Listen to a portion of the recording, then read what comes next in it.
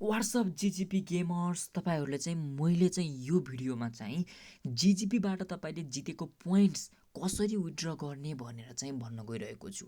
एकदमै सजिलो छ होइन। त्यो भन्नुभन्दा अगाडि चाहिँ तपाईँले मिनी च्यालेन्ज 1v1 गर्न सक्नुहुन्छ, 2v2 पनि गर्न सक्नुहुन्छ र लिग स्टाइल म्याचेसहरू पनि खेल्न सक्नुहुन्छ मिनी च्यालेन्जबाट। डेली ब्याटल्स प्रो सिरिज म्याचमा चाहिँ तपाईँले फ्रीमा पर किल र सर्भाइभल म्याच खेल्न सक्नुहुन्छ भने टाइटन च्यालेन्जबाट चाहिँ तपाईँले पेड म्याचेसहरू खेल्न सक्नुहुन्छ।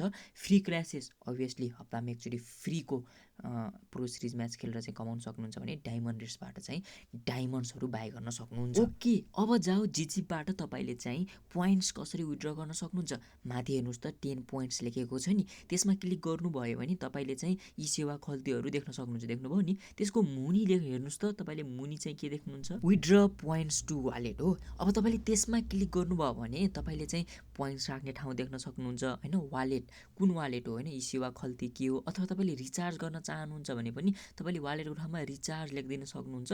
अनि त्यसको मुनि चाहिँ तपाईँले चाहिँ कति कुन फोन नम्बर हो होइन, यी सेवाको नम्बर अथवा खल्तीको नम्बर अथवा रिचार्ज गर्ने नम्बर अथवा तपाईँले जे गर्न चाहनुहुन्छ त्यसको नम्बर यदि तपाईँसँग पोइन्ट्स छ भने होइन। त्यसपछि तपाईँले सबमिटमा क्लिक गरिदिनुहोस्। अभियसली इन्सफिसियन्ट ब्यालेन्स भन्छ, किनभने मसँग छ जम्मा 10 पोइन्ट्स छ। यदि तपाईँसँग चाहिँ 100 अथवा 100भन्दा माथि पोइन्ट्स छ भनेपछि तपाईँले चाहिँ विथड्र गर्न सक्नुहुन्छ। त्यहाँ रुल्समा पनि लेखेको छ होइन, विथड्र गर्न यदि तपाईँले चाहिँ होइन, विथड्र गर्न चाहिँ जितेको पोइन्ट्स मात्रै गर्न मिल्छ।